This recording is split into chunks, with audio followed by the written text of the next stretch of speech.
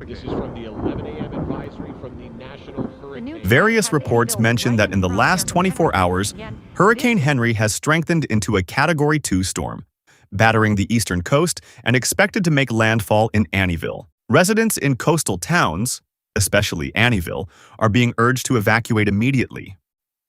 Dakota calls her usual restaurant to order food, but they tell her they're closing due to the severe weather. Trembling with fear because of her agoraphobia, she forces herself to step outside. The sound of sirens makes her heart race. As she turns back, she nearly collides with her neighbor who looks concerned and asks if she's okay, mentioning that he hasn't seen her outside since her mother passed away. He then suggests she should evacuate with his family, but she declines the offer. Across town, Dee watches as her older brother Ron dives into the water, while her younger brother Will cheers him on. Their moment of joy is cut short when their foster father, Billy Olson, angrily scolds them for being out in the rain, snapping that he'll be the one paying the medical bills if they get sick. Yeah, like you would ever take us to the doctor. He tells her to say it louder, but Dee remains silent. Not far away, at McKay's meat plant, Lisa, who is 9 months pregnant, rushes to her car and gets inside. Her co-worker, Bob, advises her to drive safely, and she smiles, wishing him the same. On the phone, Lisa's mother again brings up her decision to move from New York to Annieville for her fiancé, who abandoned her after she became pregnant. Can we just not talk about him? Her mother then asks if she has given any more thought to having a water birth at the hospital like her sister. Clearly exasperated, Lisa says she hasn't decided yet. Her mother then asks why she hasn't left town. Lisa explains that her boss made her come into work, but assures her she plans to leave soon. Her mother, now worried, tells her the interstates are already closed due to flooding, according to the news. Meanwhile, Dr. Dale Edwards, a marine biologist, listens closely to the news report about the approaching storm. His colleague Brian asks how bad it's going to get. Dale says it'll be severe, noting that marine life south of Bermuda is already moving north to escape. Brian then asks if he managed to tag all the bull sharks, but Dale shakes his head, explaining that far too many are being driven in by the storm. At that moment, Greg, the harbor master, informs them that the hurricane could potentially intensify into a Category 6. Dale immediately calls his niece. Dakota answers on the first ring. He asks if she has any way of leaving town. If not, he offers to come get her himself. However, Dakota insists on staying in the house. Dale warns her that the storm is about to make landfall on Annieville, and the house she's in might not hold, and she could end up swimming in her own room. Dakota brushes it off, joking that it might actually be fun, and adds that news reports always exaggerate things. Dale softens, telling her he understands what she's going through, and that he misses her mother too, but hiding in the house won't stop the pain. She laughs, teasing him for being bad at parenting. He laughs along, admitting he's still new to it, then promises to come get her as soon as he can. In the car, Billy continues berating the siblings for leaving the house without his permission, calling them little shits and threatening to send them back to foster care if they don't behave. Looking out the window, Ron notices people evacuating and asks if they should leave too, but Billy brushes it off, confidently saying it's nothing more than a bit of wind and rain. On the news, an anchor reports on Hurricane Henry, revealing that it has intensified into a Category 5 storm. Dakota connects her phone and watches an old video of herself playing with her mother while her father records them. Meanwhile, Billy drives the siblings back home. Curious, Dee asks what would happen if the rising water breaks the windows. Reinforced glass. He then heads down to the basement, where he greets his wife, Rachel. You know, I caught them little bastards up by the creek swimming with damn snakes. Rachel tells him to calm down, reminding him that they're being paid to take care of those bastards. Just then, Dee appears, saying they're hungry. For those steaks? Billy snaps, telling her it's none of her damn business. Rachel tosses her a packet of bread, and Billy warns her never to come down there again. As Dale steps off his boat, he is stopped by a local news anchor named Joe, who asks for his thoughts on the shark attack earlier that morning. Caught off guard, Dale asks what incident he's talking about. Joe explains that a couple at Myrtle Beach was attacked by a great white shark, with eyewitnesses claiming they saw 2 of them. Great whites don't hunt in packs. What you're describing sounds more like bull shark. Elsewhere, Lisa tries to call for help, but the area around her is completely deserted. She gets into her car just as her mother calls, but the connection drops. Trying to steady herself, Lisa turns on some music to calm her nerves. On the news, a reporter advises residents who chose to stay behind to write their names on their arms with permanent marker, so authorities can identify their bodies once the storm passes. Moments later, the power suddenly cuts out. The levee soon gives way and seawater rushes into the town. Lisa drives through the heavy rain and comes across Bob. He tells her to turn back, warning that trees are falling on that side. But when they hear the water rushing in, he tells her to go straight anyway and head for higher ground. Lisa tries to push past the branches but couldn't. Bob continues forward, but moments later, the floodwaters hit him. Dakota looks out her window, watching in shock as the water level rises rapidly. Back at Billy's house, the siblings stare out at the rapidly rising water and tries to warn Billy. It's just a little bit of wet. Rachel tells Billy they need to leave immediately. Ron suggests using his truck since it has a snorkel. Rachel dismisses the idea as stupid. Oh, hang on, the boy's right. The car's got a snorkel. Out on the streets, everything is submerged. Lisa's car is carried by the current, but it soon gets lodged against a large branch, leaving her trapped inside. The truck Bob is driving slams into a statue and splits apart, spilling chum into the water. From her window, Dakota spots a car stuck against a branch nearby. Nearby, two men in a boat row toward their truck when they hear a woman scream. One of them jumps into the water and swims toward her car, trying to calm her down as he promises to get her out. He then asks his companion to grab a cutter from the truck, but suddenly, he's yanked underwater. The man calls out for his friend but gets no response. He tells Lisa he's going to look for him, but she panics and begs him not to go. Watching from inside, Dakota shouts, "Sharks!" Lisa immediately picks up on it and screams for the man to get away. The man watches as his friend becomes prey to a shark. Hearing the commotion, Bob tries to force his way out of his wrecked truck, but he too is attacked and pulled under. Lisa watches helplessly as the man is attacked and killed right in front of her. On the boat, Dale watches the news reporting that I-17 is completely flooded. That's up toward Annieville, right? Yeah. He glances at his laptop, then realizes the flooding shouldn't be reaching that far unless the levee has broken. How are we gonna get up there? Dale decides to ask Joe for help, promising he can shoot whatever he wants as long as he gets them and the boat as close to Annieville as possible. Back at Billy's house, the siblings watch as their foster parents head into the garage. Moments later, they spot a shark moving in the water. As Billy looks for his truck keys, a shark suddenly attacks him. Rachel screams as he's pulled under. He resurfaces. Then Rachel is dragged underwater. The siblings scream, begging Billy not to leave them. But he ignores them and rushes into the garage, opening the truck door in a desperate attempt to escape. Before he can get in, the shark attacks again, dragging him under. Shaken, Dee turns to Ron and asks if this means they'll get new foster parents. Rachel, still alive for a moment longer, desperately calls out for help, but she is viciously attacked and dragged beneath the water. Dakota frantically tries to call for help while Lisa continues screaming from inside her partially submerged car. She tells Lisa she's trying to get help, but Lisa panics, saying the water is rising fast. Dakota points out she can't possibly help her since sharks are circling everywhere and have already torn two men apart. Struggling to stay calm, Lisa breathlessly reveals that she's pregnant, insisting she won't let her baby die before he even gets to take his first breath. Dakota breaks down for a moment, trembling and on the verge of tears. But she quickly pulls herself together and tells Lisa she's coming to help. Rushing into the kitchen, Dakota grabs a knife. She pauses, breathing heavily, clearly terrified, but Lisa reassures her, telling her she's doing great. As Dakota steps outside, she slips and falls into the water, but quickly scrambles back onto the car. From there, she jumps onto a nearby rooftop while sharks circle below. Gathering her courage, she drops back into the water and climbs onto the tree branch where Lisa's car is stuck. With shaking hands, she starts cutting through the branches. Finally, Lisa is freed, and the two of them make it back inside the house. Lisa thanks her.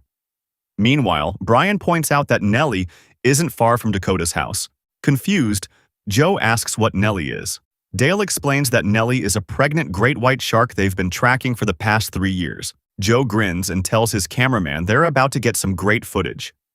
Suddenly, the van comes to a halt. They realize the roads ahead are completely washed out and flooded. Back at Billy's house, Ron suggests they should close the door to keep the sharks from getting inside. Dee offers to do it. She carefully climbs onto the counter and reaches for the door, but just as she tries to shut it, the sharks force their way in, making her lose her balance. Ron quickly comes to her rescue. Over at Dakota's house, she hands Lisa a towel. Lisa asks if she lives alone, and Dakota nods. When Lisa asks about her parents, Dakota quietly admits that her father died years ago and her mother passed away just a few months earlier. Lisa gently apologizes. Lisa then asks if the roof is accessible, and Dakota says yes. Lisa explains that they need to signal rescuers, some kind of distress sign so they know they're inside. Suddenly, Lisa winces in pain as her contractions begin. I think it's starting. Dakota gathers some curtains and lays out a help sign on the roof before heading back inside. Lisa then asks Dakota to check how big the opening is so they can estimate how soon the baby will come. Excuse me? Trust me. I don't want to do this any more than you do. As Lisa lifts the blanket, Dakota gasps. Alarmed, Lisa asks if everything is all right. Dakota nods and says she can see the baby's head, about 2 to 3 inches out. Lisa sighs and says the baby is coming much sooner than expected, which is bad since the house might not hold much longer. As night falls, Brian informs Dale that they've lost signal. Dale tells Joe to pack light since they'll be continuing by boat. Joe hesitates and asks if it's even safe. Going 5 storm with sharks on the loose. I'm pretty fucking sure that doesn't count as safe. Joe then questions how they're supposed to know where they're going if all the tech is down. Meanwhile, Ron tells the others they need to get to the roof since the water keeps rising. But first they need something to distract the sharks. Dee mentions she saw some steak in the basement, and Ron agrees it could work, but Will hesitates, reminding them that Billy never allowed them down there. Fuck Mr. Olsen. Fuck Mr. Olsen! Outside, the rain intensifies. Dakota tells Lisa she spotted the boat the 2 men arrived in earlier, but it's far from the house. Suddenly, Lisa cries out as another contraction hits. Dakota tenses, breathing heavily. Through the pain, Lisa speaks to her baby, pleading with him to hold on a little longer because it's not safe to come out yet. Dakota glances outside at the rising water and offers to go get the boat, but Lisa warns her. The water is full of sharks. Thinking quickly, Dakota recalls something her uncle once taught her. That vibrations can mimic the distress signals of injured fish. He's a marine biologist. She gathers anything that vibrates to use as a distraction. Lisa asks if there are any painkillers, and Dakota tosses her a bottle.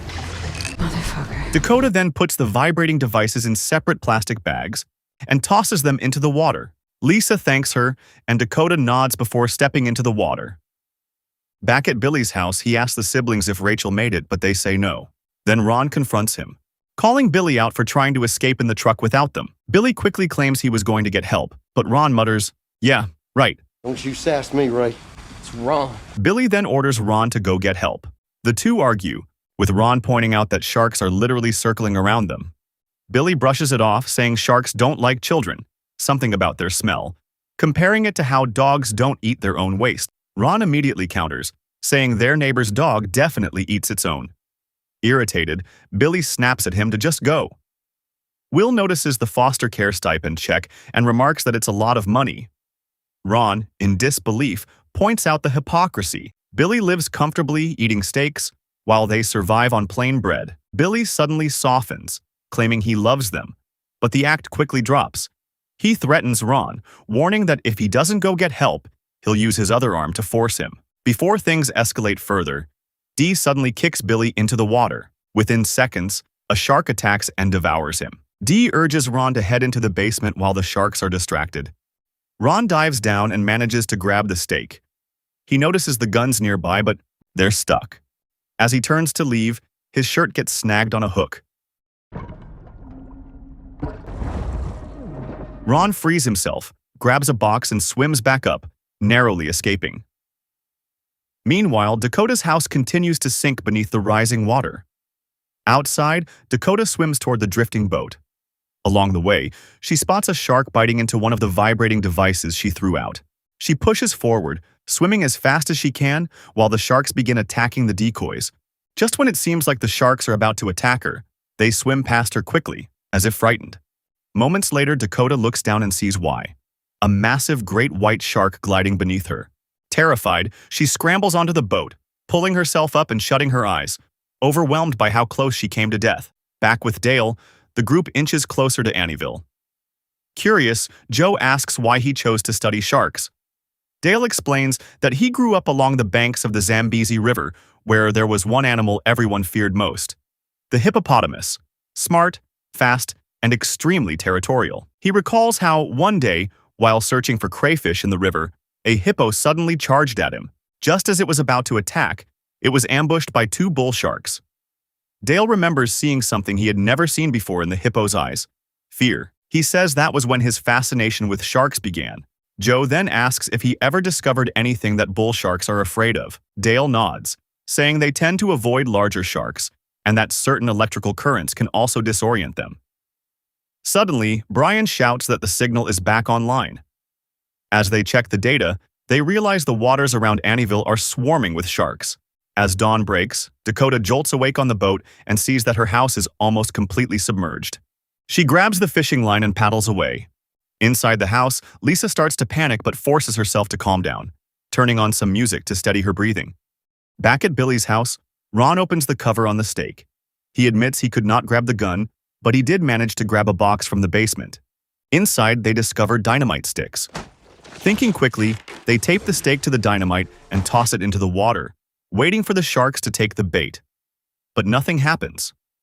Will then points out something he saw in a shark documentary, that vibrations attract sharks, so they begin creating vibrations in the water. Sure enough, the sharks start circling. They rush through the water towards safety, but Ron's shirt catches again, though he manages to free himself just in time. Moments later, the dynamite explodes, killing the sharks. Dakota's house finally collapses under the pressure of the flood. Lisa is forced to swim up, and she gives birth right there in the water, screaming in pain. She lifts her newborn son out of the water and gently soothes him. The sharks begin circling around her. Thinking quickly, she places the baby on a floating box, grabs a sharp piece of wood, and uses it to keep them at bay. Dakota shouts that she's almost there. As she gets closer, she spots a shark approaching Lisa from behind and quickly fires the fishing line. Reaching her, Dakota takes the baby from Lisa. But suddenly, a shark slams into the boat, knocking Dakota off balance.